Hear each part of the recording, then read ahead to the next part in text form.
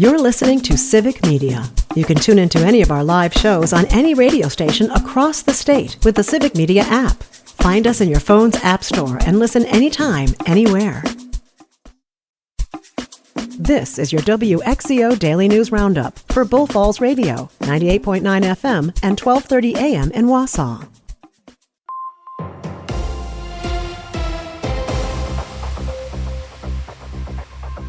For WXCO News, I'm Brittany Merlot. Wisconsin State Patrol is conducting aerial enforcement off of Highway 29 in Shawano County today. From the air, it's much easier to spot drivers who are speeding or driving aggressively. And when a pilot sees a violation, they communicate it with ground-based units to start the traffic stop.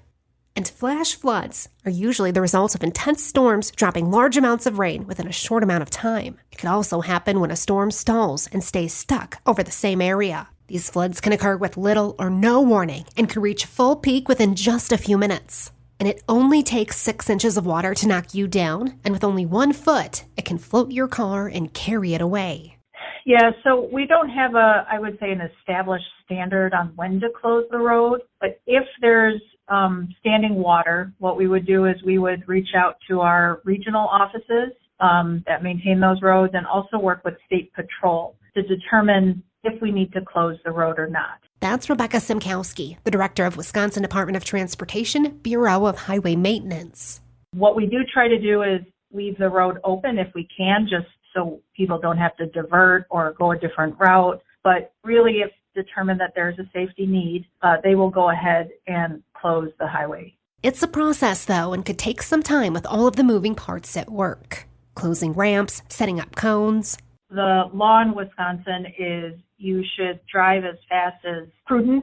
So if the conditions warrant driving slower, you really should drive slower. Otherwise, you can get a ticket for that. So if somebody does see a truck speeding by and they have concerns, they can call, their local dispatch and report that. Stopping and pulling over underneath an overpass is okay to do. Evers has said he wanted to get the budget done before making a decision about running again. Savannah Tomei-Olsen has the data about what Wisconsinites think about this. The pollsters at Marquette Law School asked Wisconsin voters, do you think Evers should run for a third term? Charles Franklin, director of the poll. 42% say he should seek a third term, 55% say he should not, and 2% say they don't know. Again, a big partisan gap. 93% of Republicans no, 83% of Democrats yes. So that's 15% of Democrats saying no and 1% don't know. But among those independents, the 12% that are purely independent, it's 37% he should run, 50% not, 9% don't know. Franklin says Evers has a good record among Wisconsinites. In 31 polls, his net approval has been positive, and in just 4 polls, net approval negative. So it's a pretty strong record. He remains the most popular of the political figures in the state that we ask about. Democrats are shooting for a trifecta, aiming to take both chambers of the legislature and ensure there's a Democrat in the governor's office next year. Wisconsin is one of 5 states that President Donald Trump won last year that has a Democratic governor and a gubernatorial election in 2026. For Civic Media News, I'm Savannah Tomei-Olsen. And the Wisconsin Department of Agriculture, Trade, and Consumer Protection is offering free RFID identification tags for cattle and bison this summer. The DATCP has a limited supply of the RFID tags and expects them to be available until around late September. The tags were supplied by the U.S. Department of Agriculture. They can be ordered in multiples of 1,000, and there is a 5,000 tag limit. Names have been released in the ongoing investigation of the double homicide and officer-involved shooting in Portage County. The 2 people who were killed by apparent gunshot wounds are 52-year-old Paula Schulfer and 53-year-old Dale Schulfer, and the suspect is their son, 35-year-old John Schulfer. All 3 lived in the home where the shootings occurred, and when it happened on Sunday night, there were also 2 children inside the house. They were thankfully located unharmed and released to a family member. The suspect, John, has been booked on charges of first-degree intentional homicide. He was shot by a Portage County deputy when he exited the home carrying a firearm on Sunday night. Schulfer was admitted to the hospital with serious injuries, and the Marathon County Sheriff's Department is leading the death investigations, and the Wood County Sheriff's Department will investigate the officer-involved shooting. When investigations are complete, the Portage County District Attorney's Office will review the case. And there's a group in Wisconsin Rapids who have been protesting the Trump administration since the spring. Melissa Kay tells us more. They gather on the East Riverview Expressway near Aspirus Hospital. One of the organizers said they had around 75 people that came out on Independence Day after President Trump signs what he calls the Big Beautiful Bill. But a lot of people like me were really angry about the bill being signed.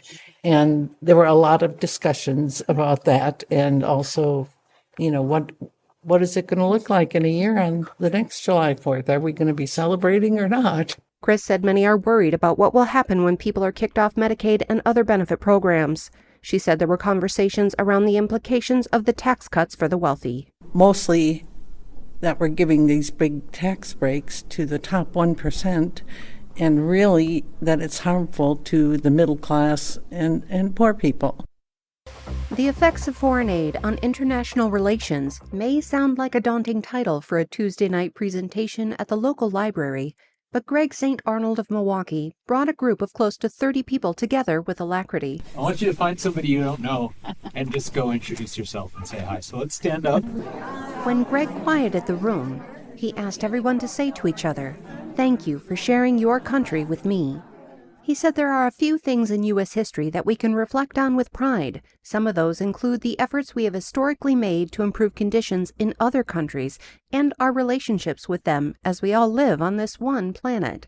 The hour-long presentation covered Greg's journey from studying abroad in Kenya to working as a congressional staffer for Russ Feingold, teaching for 8 years in the U.S., to his work with the Jesuit Refugee Service in Africa, where he eventually became the Director of Education for JRS in multiple countries.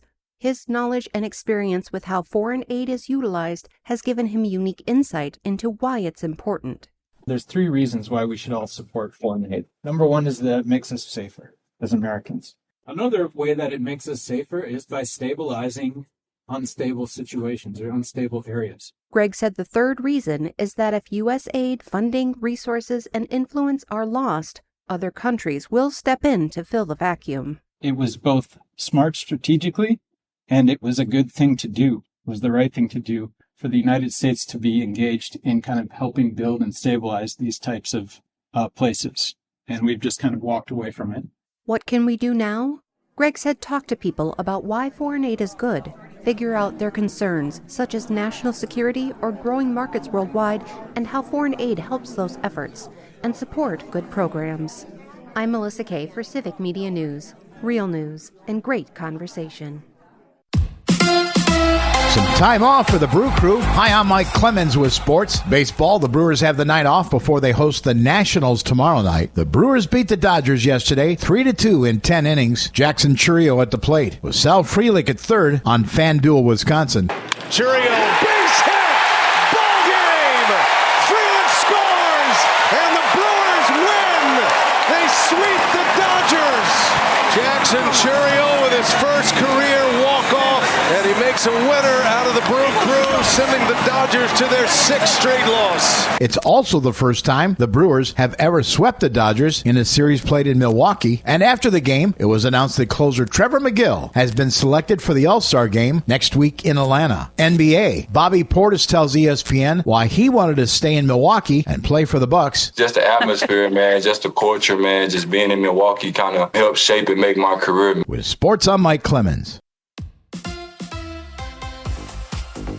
On your entertainment beat, I'm Pete Schwaba. It's kind of annoying that the Jurassic Park franchise movies have been pretty mediocre. Having said that, it's hard to mess up a franchise where you have access to dinosaurs. Jurassic World Rebirth followed suit with most of the other films and received mediocre reviews. I thought about 2/3 of it was good. When dinosaurs are terrorizing, it's great fun, and there are a couple of moments that will make you jump from your seat. Not a full-blown Pete pick, but it's worth a look. Well, if you missed the first 2 installments of the Thomas Crown Affair in 1968 and 1999, you'll have another chance, as there is yet another remake of the film. Michael B. Jordan is set to star and direct the latest reboot. According to TheWrap.com, joining him in the cast will be Lily Gladstone and Kenneth Branagh. Branagh has received multiple Oscar nominations for acting and has won one for screenwriting for Belfast. The Thomas Crown Affair is expected to be released in 2027. Despite mediocre reviews, dinosaurs prevailed as box office champions over the 4th of July weekend.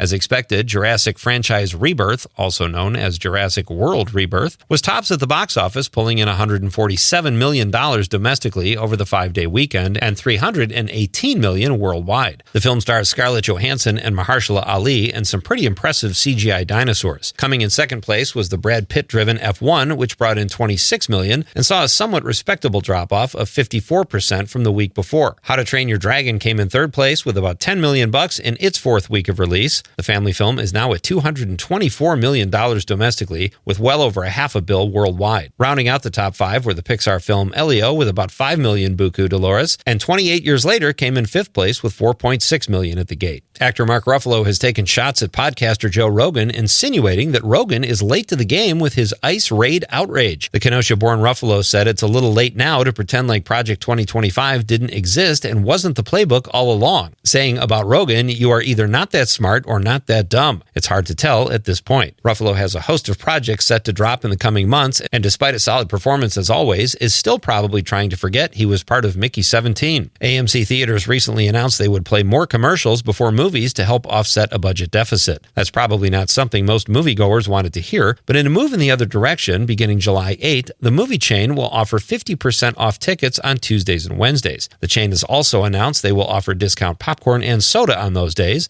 This will allow the movie-going public to save a few bucks while still trying to add a few extra pounds. For more showbiz fun, tune into Nightlight with me, Pete Schwaba, weeknights from 6 to 8 p.m. on the Civic Media Radio Network. Partly cloudy today with a slight chance of an isolated shower or thunderstorm this afternoon. Our high today in the low 80s. Tonight, scattered thunderstorms, low right around 65. Tomorrow, thunderstorms likely with a high of 82. I'm meteorologist Sean Cable. Currently, it is 66. That's your WXCO Daily News Roundup from Civic Media. Subscribe to this podcast on Spotify, Apple, or wherever you find your podcasts. Find more news at bullfallsradio.com.